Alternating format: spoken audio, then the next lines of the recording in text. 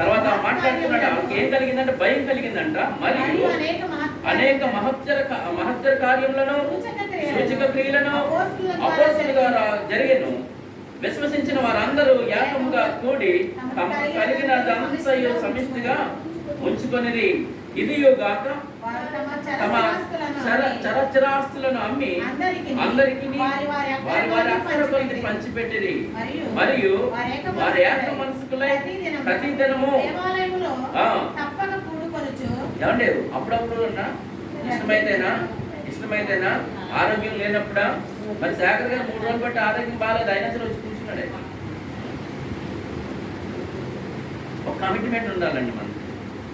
పొద్దున్న లేకని 9 గంటలకి నేను ఏం చేయాలంటే నా క్లినిక్ వెళ్ళిపోవాలి. నరుణ్ణి చేసి జీవవాయువు నా నాసిక రంధ్రాల్లో ఊదాడంట. అది ఊరకుండా ఉంటుంటే అది తీసేస్తే కరోనాలో జరిగింది కదా, అందరికీ కొనుక్కున్నారు బాగా. కొట్టేసాము మనం. ఆక్సిజన్ పీల్చుకోవడం, కార్బన్ డైఆక్సైడ్ వదిలేయడం.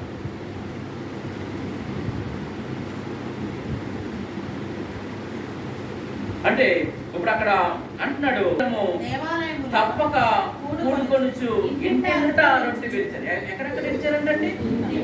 ఇంటింట తప్పక కూడుకొని